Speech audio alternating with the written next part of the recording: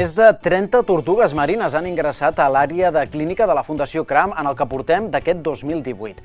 Els pescadors les capturen accidentalment amb les seves xarxes i quan això passa s'activa un protocol per rescatar-les. Sara Monge, companya d'ETV, bona tarda. La pesca, però, hem de dir que no és l'únic problema al que s'enfronta aquesta espècie. Quines són les principals amenaces? Bona tarda, Pere. Doncs, com bé has dit, les principals amenaces d'aquestes espècies són la pesca accidental, però també la contaminació i els abocaments tòxics. Ara mateix ens trobem a la Fundació CRAM, amb la directora de la Fundació, Elsa. Què tal? Ubica'ns. On ens trobem ara mateix? Doncs estem a l'espai de recuperació de tortugues marines, aquí al CRAM, que és justament a través del programa Pleamar, amb el qual hem pogut fer un pla de sensibilització a tots els pescadors, que són la primera línia de recuperació d'aquests animals, ja que la pesca accidental és una de les seves principals amenaces.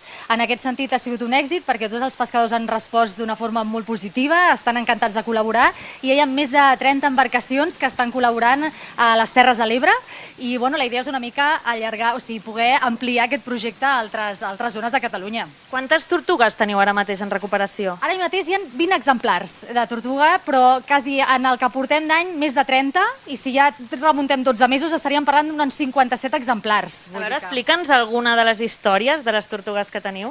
Doncs mira, un cas a mi, per exemple, particularment, que és bastant, que em va impactar, el seguiment d'aquest animal és la Jaimito, que és un exemplar de tortuga babauba, de l'espècie careta, que és un exemplar juvenil que va arribar amb una xarxa entortolligada a l'aleta. És una tortuga del mar d'aquest projecte que se la va haver d'intervenir quirúrgicament per amputar-li l'aleta perquè estava ja molt perjudicada i estava posant en risc la seva supervivència.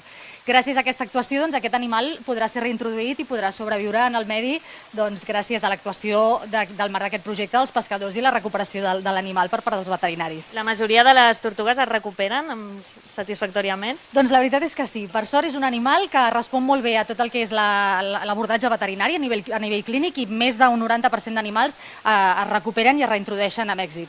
Teniu pensat dur a terme més projectes com aquest? Home, la idea de la sensibilització pesquera és una cosa que s'ha d'anar fent permanentment. Vull dir, ara estem a les Terres de l'Ebre, però la idea és ampliar-ho arreu, a totes les cofradies, i a més és una cosa que s'ha d'anar portant dia a dia. Vull dir, la relació, el vincle amb els pescadors és per mantenir-ho en el temps i que formin part d'aquest procés de recuperació d'aquest animal tan vulnerable, no? Moltíssimes gràcies, Elsa, i espero que tingueu molt èxit amb aquest projecte. Gràcies a vosaltres. Tenim amb nosaltres també el Ricard Casanovas. Hola, bona tarda, Ricard. Hola, molt bona tarda. Quina relació té la Generalitat amb la Fundació CRAM? Bé, la Fundació CRAM és una entitat pionera en el seu moment i també molt experta especialitzada en el que és la recuperació de la fauna marina. No només en el centre de recuperació, en el sentit de rehabilitar, recuperar, com hem vist, les tortugues marines, sinó també la part de sensibilització i educació ambiental. Col·laborem amb nosaltres de fa temps amb la xarxa Rescat de Fauna Marina del Departament de Territori i Sostenibilitat, bàsicament això, el tema d'anar a rescatar el que és fauna marina, ja sigui tortugues marines principalment, però també cetacis, en cas que es detectin el que és el litoral català. En aquest sentit, clar, nosaltres com a Departament de Territori i Sostenibilitat, competents amb el que és la conservació i la biodiversitat i també els hàbitats marins, fem el seguiment d'aquestes espècies i gràcies al CRAM podem recuperar el que són les tortugues marines que capturen accidentalment els pescadors. En aquest sentit, és molt positiva aquesta campanya que vam iniciar l'any passat, perquè bé que detectàvem molts cadàvers varats a el que són les platges del litoral de Catalunya, i ara gràcies a aquesta recuperació, a aquesta rehabilitació i amb la implicació, la conjugació de pescadors, Fundació CRAM i Generalitat, podem recuperar totes aquestes tortugues que d'alguna manera mantenen el que és l'estatus, perquè és una espècie amenaçada a nivell del litoral català. Suposo que amb el canvi climàtic també i les accions humanes la Generalitat s'està implicant més en aquests projectes? Lògicament, és a dir, és només el tema d'educació, el tema de sensibilització, el tema d'evitar qualsevol tipus d'impacte que el mar, que l'ecosistema marí ha d'aguantar. I en aquest sentit, tot el que és la recuperació i el manteniment d'aquesta biodiversitat, benvingut sigui. Moltíssimes gràcies, Ricard. A vosaltres. Bé, doncs, com veieu, el mar està malalt i necessita de la nostra ajuda. Hi ha moltes espècies d'animals en perill d'extinció i petites accions com aquestes a vegades poden aconseguir grans assoliments globals. Moltes gràcies, Sara.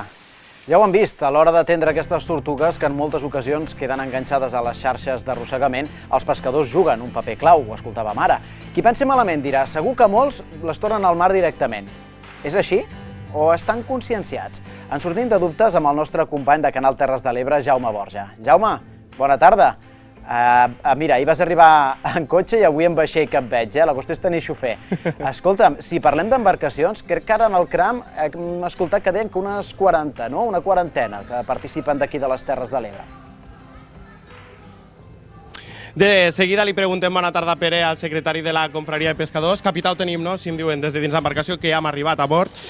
Podem trepitjar terra i el que farem, com deia, després de deixar aquesta embarcació, estem a Sant Carles de la Ràpita, al seu port pesquer, saludar el senyor Joan Balaguer, molt bona tarda. Hola, molt bona tarda. Secretari d'aquesta confraria. Joan, la primera pregunta, ara veiem tot el treball que porta fent el CRAM. La meva pregunta és, això no passava fa 30 anys que ara parlem tant de tortugues a la Mar de l'Ebre? Sí, home, n'agafaven igual, el que passa que el que el pescador feia és que la soltava a mar.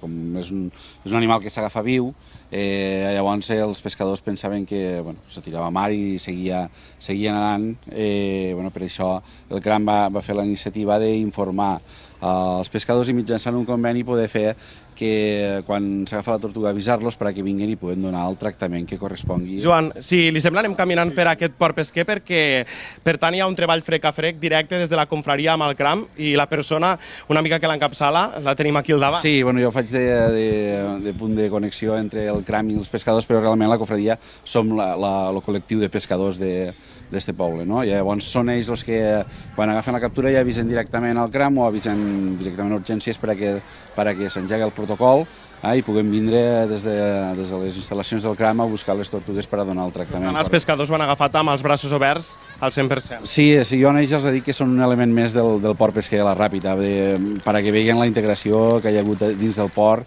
i de la manera que la gent d'aquí els ha acollit. Joan, moltíssimes gràcies. Aquí ens espera tot un pescador. Fins la pròxima. Molt bé, gràcies. És el Catxarro, Àngel Accensi. Dic Catxarro perquè és el patró d'aquesta embarcació i ell és pescador de la Ràpita de tota la vida. Si em permeteu, pujaré a dalt amb el permís del patró. Molt bona tarda, senyor Accensi. Què tal, com estem? Bé, aquí estem.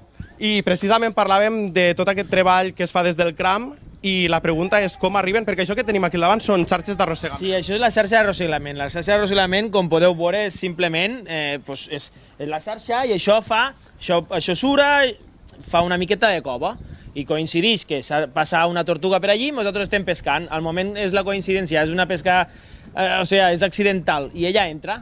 Claro, antigament nosaltres les tiràvem o no sabíem o d'això. Ara ve el CRAM i les agarra, les recuperem i les podem tornar a la mar. Una qüestió totalment accidental, això ha quedat claríssim, però a quina profunditat podem trobar aquestes tortugues, o depèn això? Depèn, segons l'època també, normalment 50, 60 metres, 70 metres, sempre estem, jo què sé, nosaltres pesquem sempre de 3 milles cap a fora, no?, que és lo legal. Entonces, igual pots estar 3 milles que pots estar 10 o 12, segons l'època, elles van per una aigua o per una altra. Per on van no ho sabem. El que passa que el problema és que igual estem pescant així que estem pescant aixà. Quan passen per davant, entren accidental. Àngel, una cosa que des del CRAM han permès és que els propis pescadors sigueu els que torneu a la mar aquestes tortugues, un acte que es fa de vegades amb molt públic, poden arribar a veure fins a 3.000 persones. És emotiu o no? Tu que n'has tornat, i per exemple ta filla també. És molt bonic com a pescador o com a patró de l'embarcació, veure que una cosa que he fet sense voler, aquest animal pot tornar al seu hàbitat i estar ahí i sobreviure i tot. Això ja em fica la pell de gallina. És molt maco, és molt maco. Encima portem les nenes les agarren o les solten. O sigui, és molt emotiu i molt bonic, és preciós. Perfecte, ara ho estàvem veient, moltíssimes gràcies. Catxarro, Àngel Accensi, no et sap mal no que tinguin així. No, que va. Aquí al poble em coneixen tots com el Catxarro. Demà aquesta embarcació, Pere, torna a sortir a les 5 del matí, per tant, entenc que totes aquestes xarxes s'han de recollir. Jo em quedo aquí amb Catxarro ajudant-lo a fer bona faena. Això és bo. Fins la pròxima. Vinga, adéu-siau. Anem, sí, no? Com ho fa això? Com ho faig? Això ho fa la maquineta, Sí? company. Antigament ho fem tot a mans. Però jo t'ajudo el que faci falta, eh? Anàvem 12 tios El i 10. Jaume s'hi queda, ja Ja ho veuen. A feina, com aquell qui diu.